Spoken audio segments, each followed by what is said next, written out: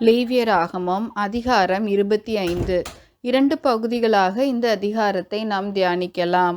1. ஓய்வு நாள் குறித்ததான நியமங்கள். 2. யூபிலி வருஷம் குறித்ததான நியமங்கள். 1. ஓய்வு ஆண்டு குறித்ததான நியமங்கள். ஓய்வு. இந்த வார்த்தையின் எபிரேய பதம் ஷவாத் என்பதாகும். வேதாகமத்தில் முதல் ஆதியாகமம் 2வது அதிகாரத்தில் இந்த வார்த்தையானது ஒரு வினைச்சொல்லாக ஷவாத் என்னும் வார்த்தையால் குறிப்பிடப்படுகிறது. அதன் பின்னர் யாத்ராகமம் புஸ்தகத்தில் 16வது அதிகாரத்தில் ஷாபத் என்னும் பெயர் சொல்லாக 4வது கட்டளையின் மூலம் மோசேயால் கொடுக்கப்படுவதை நாம் வாசிக்கிறோம். இந்த ஷவாத் எனும் வினைச்சொல்லானது ஓய்வு என்று மொழிபெயர்க்கப்பட்டுள்ளது. ஆனால் இதன் நேரடி அர்த்தமானது வேலையிலிருந்து நிறுத்தம் என்பதாகும். தாம் கிரியைகளை எல்லாம் செய்து முடித்த பின்பு கர்த்தர் 7வது நாளில் ஓய்ந்திருந்தார். கிரியைகளை செய்து முடித்த பின்பு. எனவே தேவன் அதை பரிசுத்தமாக்கினார், அதாவது பிரத்யேகப்படுத்தி தனித்துவமான ஒரு நாளாக மாற்றினார். எனவே ஓய்வு என்பது நீண்ட நாள் களைப்பினால் எடுப்பது அல்ல, கிரியைகள் செய்து முடிக்கப்பட்ட பின்பு எடுக்கப்படுகிற ஒரு ஆகும். ஏனெனில் அதன் பின் செய்வதற்கான வேலை கர்த்தருக்கு இல்லை. கர்த்தர் எல்லாவற்றையும் 6 நாட்களில் செய்து முடித்திருந்தார். சரி, இந்த ஓய்வு வருடம் குறித்ததான நியமம் எதை விளக்குகிறது என்பதை நாம் தியானிக்கலாம். மேலும் இந்த 7 என்கிற இந்த எண்ணானது வேதாகமத்தில் ஒரு முழுமையை குறிக்கிறது. குறிப்பாக கர்த்தருக்கு ஒரு நாள் 1000 ஆண்டை போலவும் 1000 ஆண்டு ஒரு நாளை போலவும் இருக்கிறது என்று நாம் வாசிக்கிறோம்.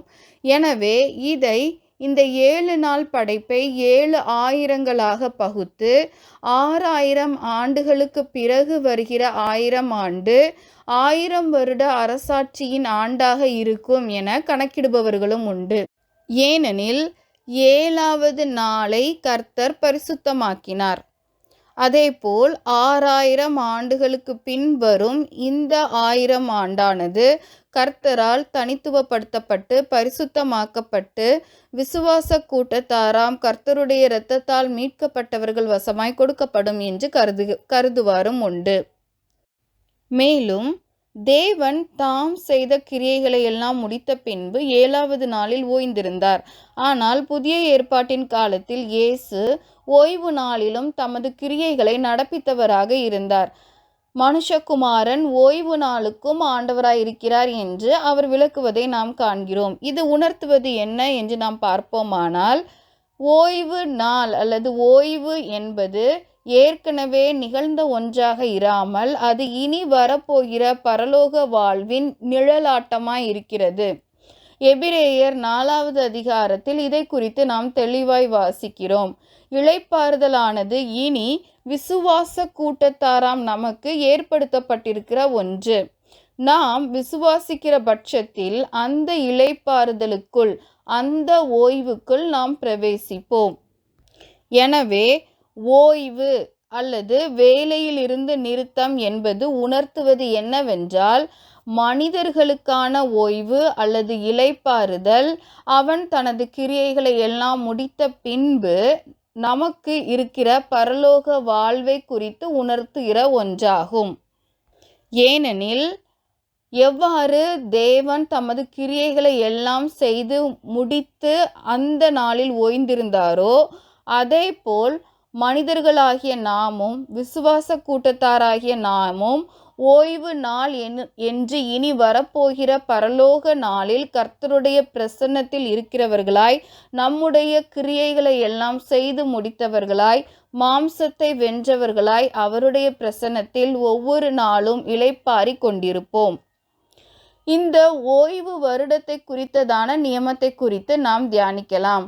இந்த அதிகாரத்தில் மனிதருக்காக எவ்வாறு ஓய்வு நாள் உருவாக்கப்பட்டதோ அதேபோல் தேசத்திற்காக 7வது ஆண்டு ஓய்வு ஆண்டாக ஆசரிக்கப்பட வேண்டும் என்று கர்த்தர் கட்டளையிடுகிறார். இந்த ஓய்வு ஆண்டு எவ்வாறு கொண்டாடப்பட வேண்டும் என்றால், தானாய் விளைந்த பயிரை அறுக்காமலும் விதைக்காமலும் அந்த 7வது ஆண்டில் தேசத்தின் நிலமானது முழுவதும் ஓய்ந்திருக்க வேண்டும். 6 ஆண்டுகள் விதைத்து அறுத்து அதன் பலனை சேர்க்க வேண்டும். 7வது ஆண்டில் விதைக்காமலும் அதனுடைய களைகளை கழிக்காமலும் அந்த நிலத்தை ஓய்விற்காக விட வேண்டும். எனின் 7வது ஆண்டில் தானாய் முளைக்கிற காரியங்களை அல்லது பயிரை என்ன செய்ய வேண்டும் என்றால், அதை ஆகாரமாக உண்ணலாம். ஆனால் அதை சேர்த்து வைக்கவோ அல்லது விதைக்காக பயன்படுத்தவோ கூடாது. 6வது ஆண்டு கர்த்தர் 3 ஆண்டின் பலனை தருவார். எனவே அந்த 6வது ஆண்டில் எடுக்கிற பலனை 6வது ஆண்டிலும் 7வது ஆண்டிலும் 7வது ஆண்டிற்கு பின் வருகிற 8வது ஆண்டிற்காகவும் நாம் பயன்படுத்தி கொள்ள வேண்டும். விதைக்காகவும் அதை பயன்படுத்தி கொள்ளலாம். இதுவே தேசத்தின் 7வது ஆண்டிற்கான ஓய்வை குறித்த நியமம். 2. யூபிலி வருஷம். இந்த அதிகாரத்தின் 2வது பகுதி யூபிலி வருஷத்தை அனுசரிப்பதை குறித்து விளக்குகிறது. 7 ஆண்டுகளாக 7 தடவை கழிந்த பின், அதாவது 49 ஆண்டுகளுக்கு பின் வருகிற 50வது ஆண்டு யூபிலி ஆண்டாக கருதப்படுகிறது. இந்த யூபிலி என்பதன் எபிரேய அர்த்தம் ஆட்டு கொம்பின் எக்காலம் என்பதாகும். அல்லாது ஆட்டு கொம்பினால் உருவாக்கப்படுகிற கொடுக்கப்படுகிற அதிலிருந்து வருகிற எக்கால தொனி. இந்த யூபிலி வருஷத்தின் 7வது மாதம் 10வது தேதி 7வது மாதம் 10ஆம் தேதி பாவ நிவிர்த்தி செய்யும் நாள். அது பிரத்யேகமாக இந்த யூபிலி வருஷத்தில் ஆசரிக்கப்பட்டது. மேலும் இந்த யூபிலி என்பதன் அர்த்தம் விடுதலை என்பதாகும். இந்த 50வது அதிகாரத்தில் மனிதனுக்கான பாவமானாலும் சரி கடனானாலும் சரி முழுவதுமாக மன்னிக்கப்பட வேண்டும். எனின் இந்த யூபிலி வருஷம் உணர்த்துவது என்ன? விடுதலை. எந்த ஒரு மனிதனும், குறிப்பாக மீட்கப்பட்ட இஸ்ரவேல் ஜனத்தார், எகிப்திலிருந்து கர்த்தருடைய கரத்தால் கொண்டு வரப்பட்ட இந்த இஸ்ரவேல் ஜனத்தார் யாருக்கும் அடிமையாகவோ கடனாகவோ தங்கள் காணியாட்சியையோ தங்களையோ விற்கக்கூடாது. இவர்கள் ஒருவருக்கும் அடிமைப்பட்டவர்கள் அல்ல. ஏனெனில் இவர்கள் கர்த்தருடைய ஊழியக்காரர். இது உணர்த்துவது என்ன? யூபிலி வருஷம் என்பது 50வது ஆண்டில் ஆசரிக்கப்படுவது போல 50வது நாளில் ஆசரிக்கப்பட்ட முதற்பலனாம் பண்டிகைக்கு பின்பு ஆசரிக்கப்பட்ட பெந்தைக்கோஸ்தே நாளில் விடுதலையாம் ஆவியானவர், பரிசுத்த ஆவியானவர் இயேசு கிறிஸ்துவின் காலத்தில் வழங்கப்பட்டார். எனவே விடுதலை என்பது கர்த்தருடைய கரத்தால் மீட்கப்பட்டவர்கள் இனி உலகத்தாரின் காரியத்திற்குள் அல்லது சத்ருவானவனின் அடிமைத்தனத்திற்குள் ஆனவர்கள் அல்ல. அவர்கள் முழுவதும் விடுதலையை பெற்றவர்கள் என்பதை குறிக்கிறது. ஏனெனில் அவர்கள் கர்த்தருடைய ஊழியக்காரர். எனின் இந்த யூபிலி வருஷம் எவ்வாறு கொண்டாடப்பட வேண்டும் என்பதை நாம் தியானிக்கலாம். இது 2 பெரும் பிரிவுகளாக பிரிக்கப்படுகிறது. ஒன்று தேசத்தின் யூபிலி வருஷம், அதாவது தேசத்தின் விடுதலை. மற்றொன்று அடிமையானவனின் விடுதலை. தேசத்தின் விடுதலையானது நிலம் மற்றும் வீடு ஆகிய 2 காரியங்களின் விடுதலையை மையப்படுத்தியது. விற்கிற ஒருவன் அந்த 2ஐயும் இந்த யூபிலி வருஷத்தில் திரும்ப பெறுவான். அதுவே தேசத்தின் யூபிலி ஆசரிப்பாகும். எனவே இதற்கு முதலாவதாக அந்த நிலத்தின் மதிப்பீடு பற்றி நாம் உணர்ந்து கொள்ள வேண்டும். ஒருவன் ஒரு நிலத்தையோ அல்லது வீட்டையோ விற்கிற பட்சத்தில் அது பலனுள்ள வருஷங்களின் தொகைக்கு ஏற்பவே கணக்கிடப்படும். அது என்னவெனில், யூபிலி வருஷம் வருவதற்கு இன்னும் 10 ஆண்டுகளே இருக்குமெனின் அந்த 10 ஆண்டுகளுக்குரிய அளவிலே அந்த நிலம் மதிப்பிடப்படும். அல்லது யூபிலி வருஷம் வருவதற்கு 40 ஆண்டுகள் இருக்குமேயாயின் அந்த நிலத்தின் மதிப்பு அதிகமாகும். ஏனெனில் இன்னும் 40 ஆண்டுகள் அதை பெற்றுக்கொண்டவர், அதை வாங்கியவர் அதை அனுபவிக்கலாம். அதன் பின்னர் யூபிலி வருஷத்தில் அது விடுதலையாகும்.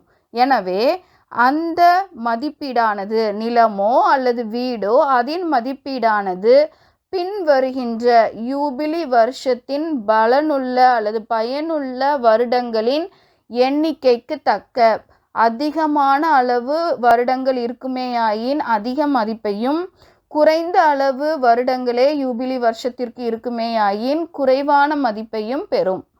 சரி, இனி இந்த நிலம் விடுதலையாவது குறித்த நியமத்தை பார்க்கலாம். இந்த நிலம் விற்கப்பட்ட 1 ஆண்டிற்குள் திரும்பவும் மீட்கப்பட வேண்டும். அதை உரியவனோ அல்லது அவன் இனத்தானோ அதை மீட்க வேண்டும். இல்லையேல் அந்த நிலமானது யூபிலி வருஷத்தில்தான் விடுதலையாகும். அதற்கு இன்னும் 40 வருஷம் இருந்தாலும் அது 40 வருஷத்திற்கு பிறகேதான் திரும்பவும் அவன் கைவசமாகும். எனவே நிலத்திற்கான மீட்கும் வருஷம் 1 வருடம் மாத்திரமே.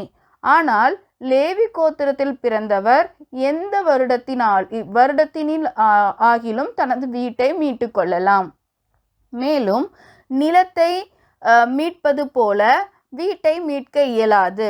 வீடானது கிராமத்தில் உள்ள வீடாக இருக்குமேயாயின் அது யூபிலி வருஷத்தில் விடுதலையாகும். ஆனால் அது மதில் சூழ்ந்த பட்டணத்தில் உள்ள வீடாக இருக்குமேயாயின் அதை விற்றவன் 1 வருடத்திற்குள்ளாக அதை மீட்க வேண்டும். இல்லாத பட்சத்தில் அது யூபிலி வருஷத்திலும் திரும்ப இவன் கையில் வராது. எனவே யூபிலியிலும் விடுதலையாகாத ஒன்றே ஒன்று மதில் சூழ்ந்த பட்டணத்தில் விற்கப்பட்ட வீடு. எனவே வீடானாலும் நிலமானாலும் தேசத்தில் தன் காணியாட்சியை விற்கிறவன் அதற்கு மீட்க பாத்திரவானாய் இருக்கிற பட்சத்தில் 1 வருஷத்தில் மீட்டு கொள்ள வேண்டும். இல்லாத பட்சத்தில் நிலமானது யூபிலி வருஷத்தில் விடுதலையாகும். கிராமத்தில் உள்ள வீடும் யூபிலி வருஷத்தில் விடுதலையாகும். ஆனால் மதில் சூழ்ந்த பட்டணத்தில் உள்ள வீடானது 1 வருஷத்தில் அவனால் மீட்கப்படவில்லை என்றால் அது யூபிலி வருஷத்திலும் விடுதலையாகாது. அது நிரந்தரமாய் அதை வாங்கியவன் பட்சமாய் சாரும். இதுவே தேசத்திற்கான விடுதலையை குறித்த பிரமாணம். பின் அடிமையானவனுக்கான விடுதலையை குறித்த பிரமாணம் விளக்கப்பட்டுள்ளது. இதில் 2 பகுதி. ஒருவேளை இஸ்ரவேல் தன் சகோதரனில் ஒருவன் அடிமையாக கொண்டானால் அவன் 7 வருஷம் சேவித்து 7வது வருஷம் அவனை விட்டுவிட வேண்டும்.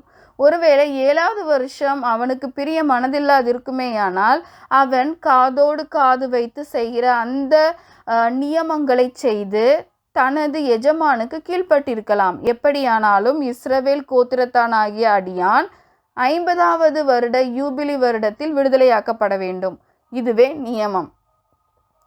மேலும் இந்த அடிமையானவன், அதாவது இஸ்ரவேல் கோத்திரத்தானாகிய சகோதரன் அடிமையாக வாங்கப்பட்டால் அவனை அடிமைக்காரன் போல நடத்தாமல் ஒரு கூலிக்காரனை போல நடத்த வேண்டும். அடிமைக்கும் கூலிக்கும் உள்ள வித்தியாசம் என்னவெனில், அவன் அடிமையாக இருக்கிற காலம் முழுவதும் அவனுக்குரிய கூலி கொடுக்கப்பட வேண்டும்.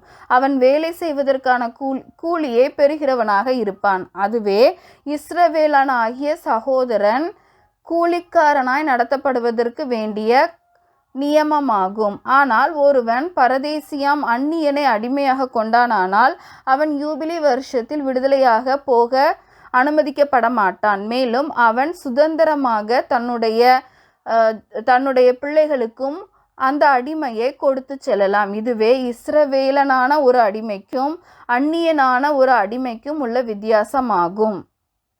எனின் சுருக்கமாக இதை நாம் தியானிக்க வேண்டும் ஆவிக்குரிய அர்த்தத்தில் என்று எடுத்தோமானால், ஓய்வு வருடம் என்பது இனி வருகிற ஓய்வாம் இளைப்பாறுதலின் நாளை விசுவாச கூட்டத்தாராகிய நம் ஒவ்வொருவருக்காகவும் ஆயத்தமாக்கப்பட்டிருக்கிற கடவுளின் பிரசன்னமாம் பரலோக வாழ்வை முன்னறிவிப்பதாக உள்ளது.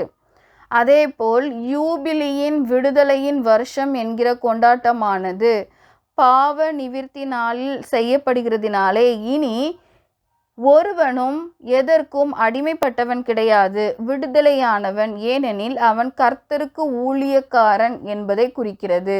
யூபிலி வருஷமானது விடுதலையை குறிக்கிறது.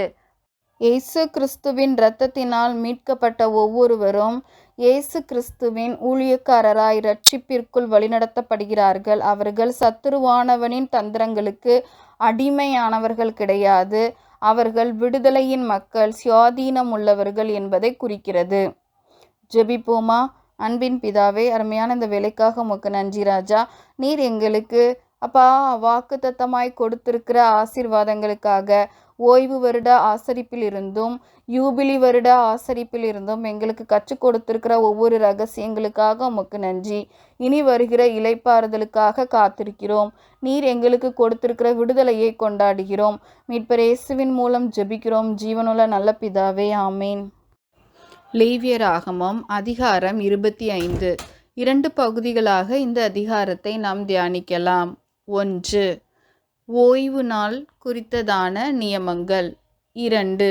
யூபிலி வருஷம் குறித்ததான நியமங்கள். 1. ஓய்வு ஆண்டு குறித்ததான நியமங்கள். ஓய்வு.